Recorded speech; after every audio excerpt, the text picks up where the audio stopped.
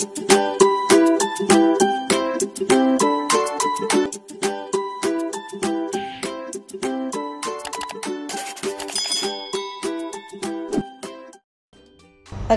araw! Kamusta na kayo?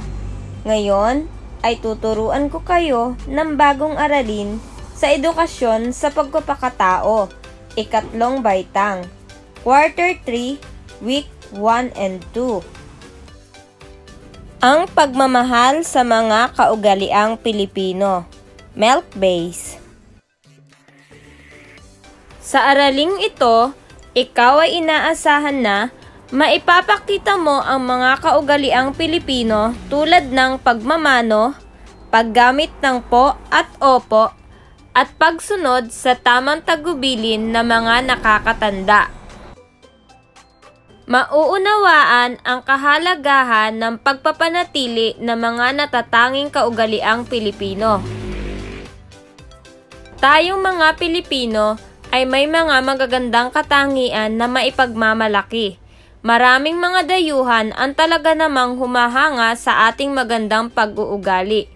Ang magagandang pag-uugaling ito ay minanapan natin sa ating mga ninuno, na hanggang sa kasalukuyan ay ating ginagawa pa rin. Mga magagandang kaugalian ng mga Pilipino. Paggalang sa nakakatanda. Ang mga Pilipino ay lubos na magagalang, bata man o matanda ay magalang sa pananalita at pakikipag-usap. Ilan sa tanda ng paggalang sa matatanda ay ang mga sumusunod: pagmamano, paghalik sa pisngi. Hanggang ngayon ay hindi pa rin nawawala ang pagmamano at paghalik sa pisngi sa nakakatanda. Madalas itong isinasagawa bilang pagbati sa pagdating o bago umalis. Pagsasabi ng po at opo.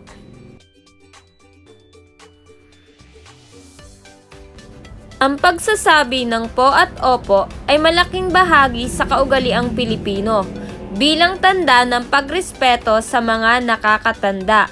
Karaniwan itong sinasabi sa mga nakakatanda o sa mga hindi kakilala bilang paggalang. Paggamit ng magagalang na pantawag tulad ng ate at kuya. Ang pagtawag ng ate sa nakakatandang kapatid na babae at ang pagtawag naman ng kuya sa nakakatandang kapatid na lalaki ay simbolo ng pagrespeto mo sa mas nakakatanda sa iyo. Malugod na pagtanggap sa bisita.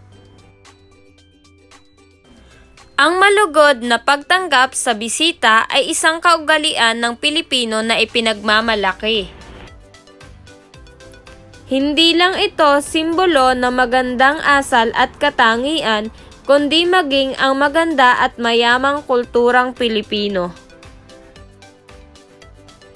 Taos-pusong pagtulong sa kapwa.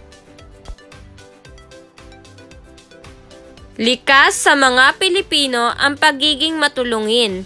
Noon, ang mga Pilipino ay nagbabayanihan upang tulungan ang kanilang kapwa na lilipat ng ibang bayan sa pamamagitan ng pagbuhat ng bahay sa tulong ng mga kalalakihan. Pagsasama-sama ng pamilya.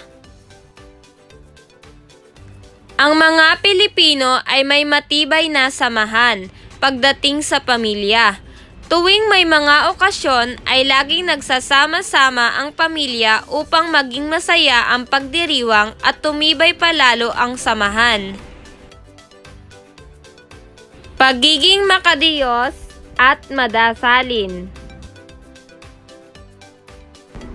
Isang magandang katangian ng mga Pilipino ay ang pagiging makadiyos.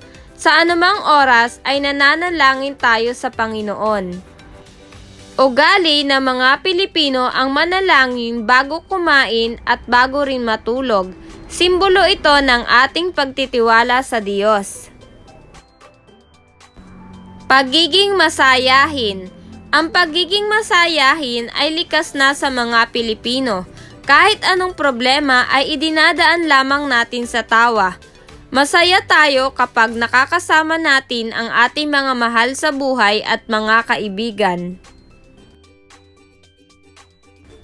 Pagtanaw ng utang na loob.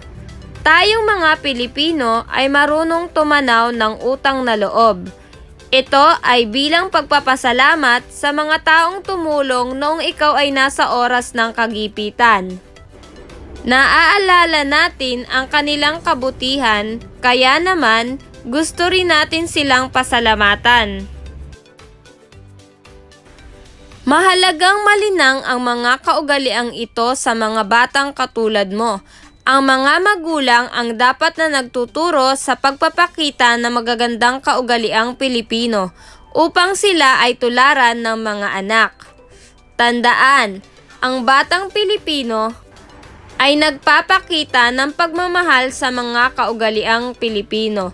Ipinapakita niya ito sa pamamagitan ng pagmamano sa kamay at paghalik sa pisngi ng mga magulang at nakatatanda, pagiging makadiyos at madasalin.